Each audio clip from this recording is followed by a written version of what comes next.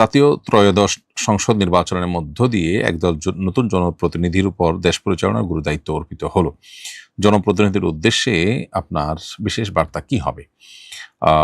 প্রথমে আমরা অভিনন্দন জানাই যারা নতুন সংসদ সদস্য হিসেবে নির্বাচিত হয়েছেন। সেই সাথে আমি তাদেরকে বলবো, নির্বাচনী এই ক্রিয়াকর্ম পরিচালনা করতে গিয়ে তারা কারো হক নষ্ট করেছেন কিনা, আল্লাহর কোনো বিধান লঙ্ঘন করেছেন কিনা, কোনো গুনাহে লিপ্ত হয়েছেন কিনা, সেই বিষয়গুলোকে স্মরণ করে তওবা করা এবং ইস্তেগফার করা। আল্লাহ রাব্বুল আলামিন সূরা নাসরের মধ্যে শুরুতে আমাদেরকে যেকোনো বিজয়ের পর তওবা ইস্তেগফারের যে নির্দেশনা দিয়েছেন, আল্লাহর তাসবিহ এবং পবিত্রতা জ্ঞাপনের পাশাপাশি তওবা ইস্তেগফারের যে নির্দেশনা দিয়েছেন, সেটি আসলে যেকোনো ক্ষেত্রেই আমরা আমাদের জন্য প্রয়োগ করতে পারি। অর্থাৎ যেকোনো অর্জনের পরই যে অর্জনটার পেছনে আমার কোনো অন্যায় বা কোনো ভায়োলেশন, কোনো আল্লাহর হুকুম লঙ্ঘন হলো কিনা।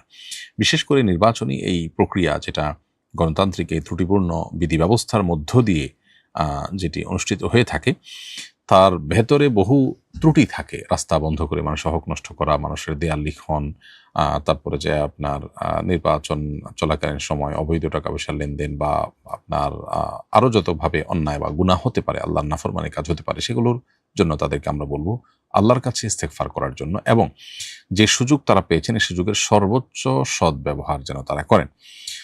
বিশেষ করে বাংলাদেশ এই ভূখণ্ডটার উপর যে বিদেশিদের সন্দৃষ্টি আছে, এই দেশটাকে কোনোভাবে মেরুদণ্ড সোজা করে দাঁড়াতে না দিয়ে তাদের বিভিন্ন এজেন্টদেরকে দিয়ে আমাদেরকে দুর্বল করে রাখার যে প্রচেষ্টা আছে, সেই প্রচেষ্টা যেন তারা ঠেকিয়ে দেওয়ার জন্য দীপ্ত কণ্ঠে শপথ করেন এবং সেটার জন্য তারা সর্বোচ্চ চেষ্টা করেন।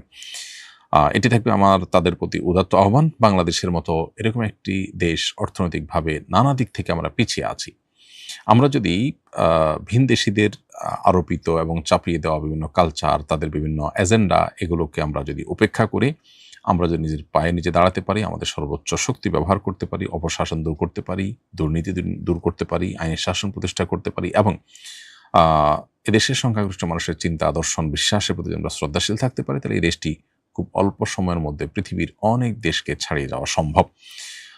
দেশে মানুষের নিরাপদ খাদ্য পানীয়র ব্যবস্থাটুকু পর্যন্ত 50 বছরে এখনো নিশ্চিত করা যায়নি, নিরাপদ ওষুধ নিশ্চিত করা যায়নি।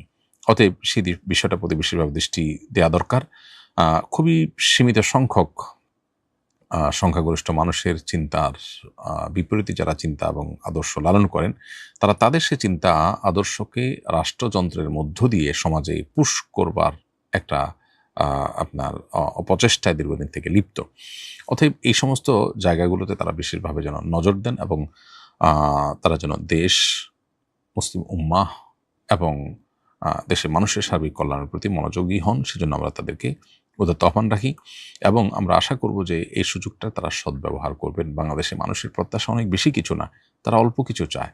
অতএব সে অল্প কিছু চাওয়াটাও যদি পূরণ করতে পারেন, তাহলে আজীবনের জন্য তারা মানুষের মাথার মণিকোঠায়, মানুষের হৃদয়ের মণিকোঠায় তারা স্থান করে নিতে পারবেন, অর্থাৎ তাজ হিসাবে তারা টিকে থাকতে পারবেন। আমরা দোয়া করি আল্লাহ তাআলা তাদেরকে হেদায়েত দান করুন, তারা সঠিক ট্র্যাকে যেন থাকতে পারেন, এবং ইসলামই হলো মূল সমাধান, সে কথাটা যেন তাদের মাথায় সবসময় থাকে।